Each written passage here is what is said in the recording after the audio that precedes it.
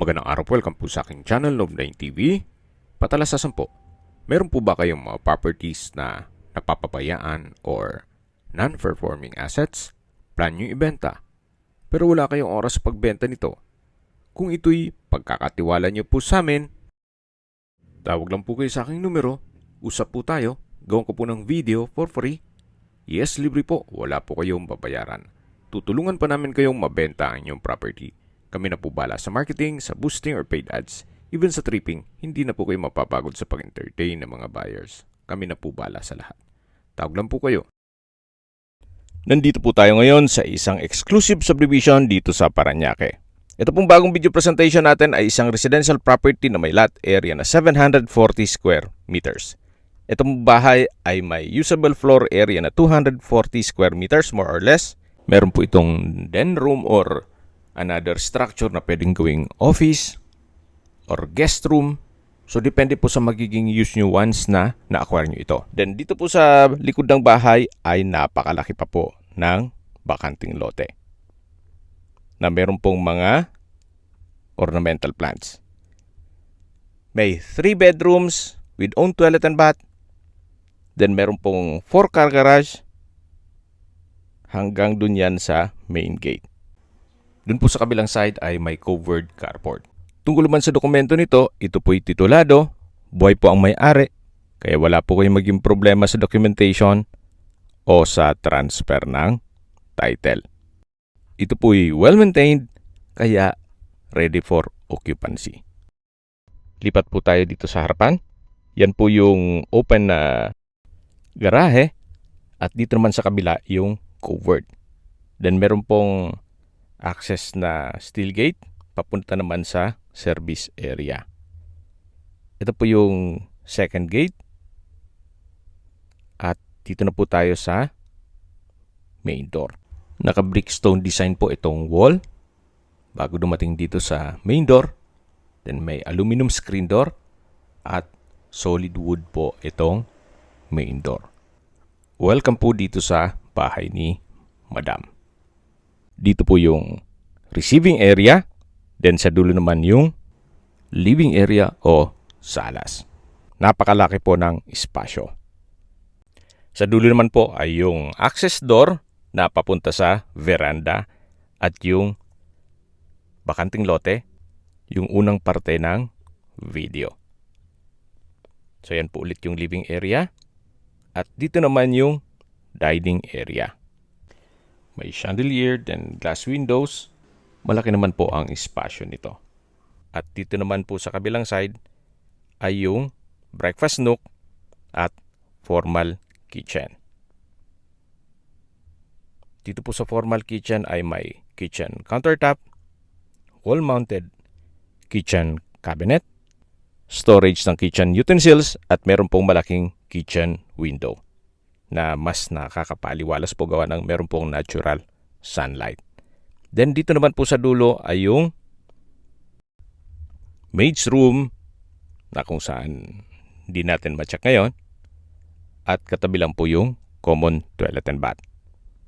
At maayos naman po ang toilet fixtures nito. May water closet, vanity mirror, hand wash basin, naka-tile bathroom wall at meron pong bathroom window. Then may shower po sa dulo. Okay, labas po tayo. Then ito naman po yung access door. Papunta naman sa service area. At yan po yung steel gate na tinutukoy ko mula po dun sa garahe. Dito naman po yung dirty kitchen at service area. Pabalik po ulit tayo dito sa loob. Ito po ulit yung maid's room at yung common toilet and bath at dito po yung formal kitchen. Meron pong wall-mounted wooden rack with a glass cover. Then may display cabinet dito sa taas ng breakfast nook at ito po ulit yung dining area. Balik po ulit tayo dito sa living area. Then sa dulo yung receiving area. At yan po mga natatanaw natin na pintuan, yan po yung mga kwarto. May mga natutulog po dito sa ibang kwarto, kaya hindi po natin ma-check ngayon. siguro upon tripping, pwede tayong pumasok na dyan. Ito po munang katabing kwarto ang ma-check natin. Malaki din po ang espasyo. May dalawang window glass. May split type aircon. Wood parquet ang flooring. From floor to ceiling po itong wardrobe. Then meron din po itong toilet and bath. Ito pong toilet and bath ay parang sharing po siya. Kaya mapapansin nyo, meron pong mga pintuan. Yan po yung pintuan para sa receiving area. Then dyan din po yung hand wash basin, vanity mirror. At dito naman po yung sa kabilang kwarto. Yan po yung water closet, naka-tile bathroom wall. At may hot shower set. Then bathroom window with security grill. So sharing po ang banyo dito. So labas na po tayo para check natin yung ibang parte nitong bahay. Yan po ulit yung receiving area. Then yan po yung access door papunta sa banyo. Sa dulo naman yung living area. At ito po ay may natutulog. So another room po yan. Upon tripping po, mache-check natin yan. Then dito po sa dulo ay yung last bedroom na kung saan mas malaki po itong kwarto na to. May split type aircon, wood parquet ang flooring, customize ang window glass, may ceiling fan, and chandelier, at from floor to ceiling po ang wardrobe. Marami po kayong gamit na mailalagay dito. Then dito naman po yung toilet and bath. May hand wash basin, water closet, may bathroom window. At dito naman po yung shower area. May shower curtain. Then, hot shower set. So, kumpleto rin po dito at wala po kayong ipapagawa.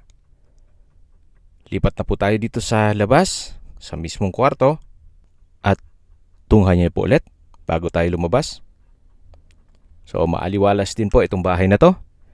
Then, paglabas po natin ay yung living area. At ito na po yung veranda. May aluminum screen door. May garden set. At sa dulo po, matataw na natin yung vacant lot na kung saan napakaaliwalas po. Napakalawak po ng garden. Kahit po nasa siyudad kayo nakatira, meron pa rin pong space na kung saan very relaxing po itong area. At habang pinagmamasdan nyo po at nag-iikot po tayo dito sa kapaligiran, pag-usapan na natin ang distance, location at travel time. Mula po sa airport, ang distance is 3.5 kilometers at ang travel time is 14 minutes. Mula naman po sa Mall of Asia, ang distance is 9.9 kilometers at ang travel time is 33 minutes. Mula naman po sa Parañaque Doctors, ang distance is 3.2 kilometers at ang travel time is 12 minutes. Yan po yung like kong binabanggit sa aking video na dapat nyo i-consider sa paghanap ng property, yung meron pong malapit na hospital. Hindi ko naman po sinasabing sakitin kayo, yan naman po for emergency purpose lang naman. At mula naman po sa Makati, ang distance is 16 kilometers at ang travel time is 32 minutes. Mula naman po sa VGC, ang distance is 14 kilometers at ang travel time is 31 minutes. Okay, sa presyo na po tayo. Binebenta po ito ni owner sa halagang 49 million pesos net. Ibig pong sabihin, si buyer na po ang sasagot sa lahat ng taxes at expenses with regard to documentation. Kung may mga katanungan po kayo, tawag lang po kayo sa aking numero. At sa mga kababayan naman natin na sa ibang bansa, meron po akong WhatsApp, Viber at Telegram. Same number lang po, 0917-316-3399. Sa mga nagtatanong naman po ng aming Facebook, meron po aming Facebook page na Nov9TV at Facebook Real Video. Meron din pong TikTok at Instagram. May ibang YouTube channel po kami, the Nov9TV channel. Nov9 TV listings, Nov9 TV on the spot, Nov9 TV updates, at Nov9 TV house rental. Sana po naibigyan nyo ang video presentation. Paki-like and subscribe na lang po sa aking channel para ma-update din po kayo sa aking future listings. Kung sakali po hanap nyo yung mas malaking sukat ng lupa, meron din po kami ibang listings na pwede nyong pagpilian. Huwag po kayong mag-atubiling tumawag sa amin. Then, let us know your budget para malaman namin kung anong property pwede naming ilog sa inyo. Sa lahat pong viewers, subscriber at nagtiwala po sa amin, salamat po sa suporta. Ingat po kayo lagi at yung pamilya. Maraming salamat po.